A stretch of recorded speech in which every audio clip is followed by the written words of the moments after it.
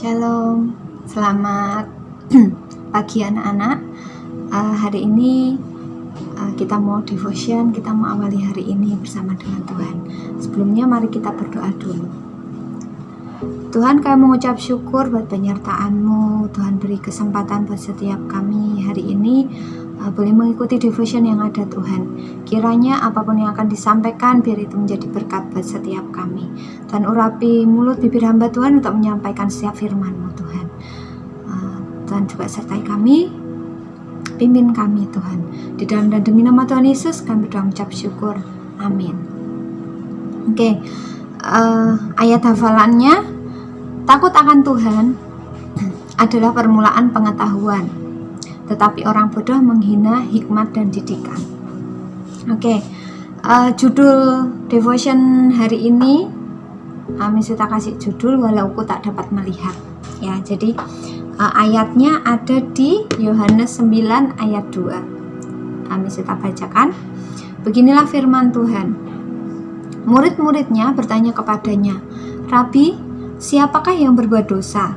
Orang ini sendiri atau orang tuanya, sehingga ia dilahirkan buta? Dari ayat ini ya, di dunia nyata itu kita kasih contoh tentang Gracia Epifania Surya. Gracia itu penyanyi kecil, penyanyi rohani kecil yang dia terlahir dengan buta dan tidak bisa melihat apapun gitu. Tapi di tengah keterbatasannya dia, di tengah kekurangannya dia tetap semangat untuk hidup gitu. Jadi gimana caranya dia bisa bersemangat? Dia punya semangat yang tinggi gitu ya. Enggak patah semangat ya, enggak yang terus sedih gitu ya, enggak. Dia tetap semangat, dia punya semangat yang tinggi. Bahkan dia itu mempunyai bakat yang luar biasa gitu ya. Daya ingatnya dia itu sangat tinggi gitu. Bahkan dia walaupun dia tidak bisa lihat gitu, dia bisa main piano sambil nyanyi kayak gitu. Miss Vita aja yang seperti ini ya nggak bisa gitu untuk main piano gitu, kalah gitu sama si Gracia ini. Sampai akhirnya dia menciptakan sebuah lagu gitu ya, judulnya Walau Ku Tak Dapat Melihat, sama ku tetap setia menanti janjimu. Di tengah ketidakpastian hidupnya gitu ya, terlahir dengan tidak bisa melihat apapun, dia tetap setia sama janjinya Tuhan dalam hidupnya gitu loh, bahwa Tuhan itu merancangkan yang terbaik buat setiap anak-anaknya, sekalipun kenyataannya realitanya seperti itu, tapi dia tetap percaya janji Tuhan itu ya dan amin, dan Tuhan itu pasti punya rancangan yang terbaik dalam hidupnya. Jadi walaupun kadang keberdosaan gitu ya selalu dikaitkan sama penyandang disabilitas. Jadi kayak ayat ini dikatakan bahwa Rabi, siapakah yang berbuat dosa? Orang ini sendiri atau orang tuanya, sehingga ia dilahirkan buta? Kadang orang dunia selalu mengaitkan seperti itu, teman-teman. Jadi kita sakit gitu ya. Ini pengalamannya Miss Vita sih. Dulu waktu Miss Vita sakit gitu, Miss Vita ditanyain, kamu bikin dosa apa kok kamu sakit seperti itu? Gitu. Jadi kadang orang selalu berpikir bahwa ketika kita mengalami hal yang tidak sesuai dengan semestinya, contohnya kayak Gracia ini, si Grace ini ya, dikatakan dia kesalahannya siapa kok sampai dia terlahir seperti itu gitu, dengan orang yang disabilitas, termasuk anak yang berkebutuhan khusus gitu. Kesalahannya siapa? Kesalahannya orang tua kah? Atau kesalahannya dia sendiri gitu? Padahal Tuhan itu pasti punya rencana yang terbaik gitu loh. Jadi belum tentu semua yang terjadi di hidup kita itu karena dosa atau karena kelalaian kita. Tapi kadang memang itu Tuhan izinkan terjadi di hidup kita gitu. Untuk apa?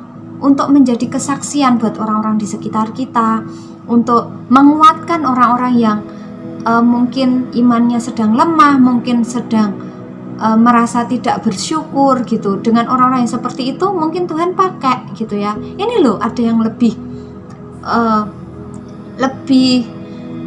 lebih berkekurangan dibanding kita gitu. Ada yang lebih tidak seberuntung kita lah gitu. Jadi percayalah bahwa Tuhan itu merancangkan rancangan yang terbaik untuk setiap anak-anaknya gitu. Sekalipun kita tidak bisa lihat gitu, mungkin sekarang kita tidak tahu kita lagi di posisi yang seperti apa, kita lagi ngalamin yang seperti apa gitu, karena yang kita lihat adalah yang ada di depannya kita gitu. Bahkan seringkali kita tidak bisa lihat apa-apa gitu, nggak tahu ini Tuhan setelah ini itu harus apa gitu, nggak ngerti ya, nggak tahu mau ngeraba kemana gitu. Contoh buat anak-anak yang mungkin sekarang paket C ya, sudah mau ujian, mau kuliah di mana dengan kondisi yang seperti ini, perekonomian goncang, kondisi keluarga juga nggak baik gitu, kalian nggak bisa lihat gitu, nggak tahu nih Tuhan, aku nggak ngerti gitu, aku harus ngapain. Mungkin kayak kabutnya tuh tebel banget gitu, kita nggak bisa lihat depan gitu, nggak bisa lihat jarak berapa meter, nggak bisa lihat gitu.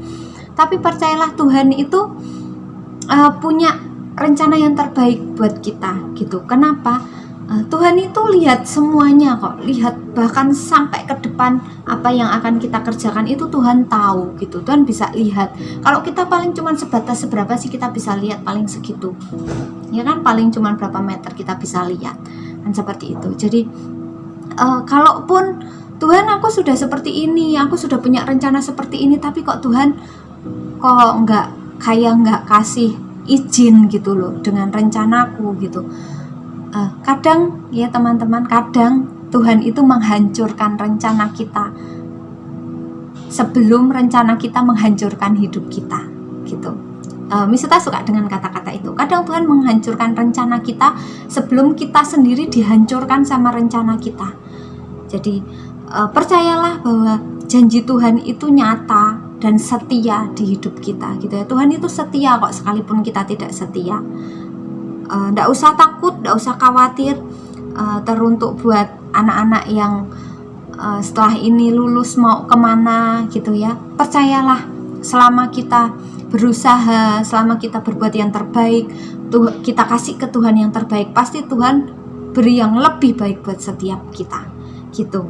Jadi tetap nantikan janji Tuhan dalam hidup kita, karena di luar Tuhan itu kita tidak bisa apa-apa gitu ya. Kita bisa bernafas sampai hari ini pun itu karena Tuhan, karena kemurahan Tuhan gitu.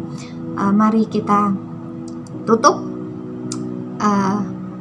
devotion kali ini ya. Jadi pesan Misita adalah tetap setia dengan Tuhan, nantikan janji Tuhan, percaya sama Tuhan apapun yang terjadi, sekalipun tidak bisa lihat, sekalipun mungkin Tuhan kok gelap banget, aku tidak bisa lihat apa-apa, percayalah Tuhan pasti punya rancangan yang terbaik.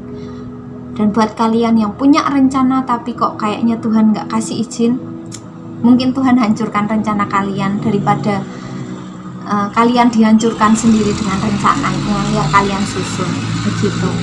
Oke? Demikian devotion kali ini.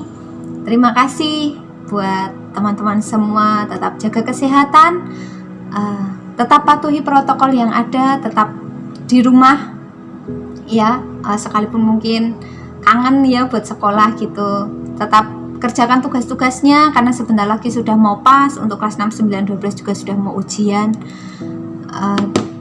Teruslah jadi berkat buat orang-orang di sekitar kalian. Tuhan Yesus memberkati. Amin.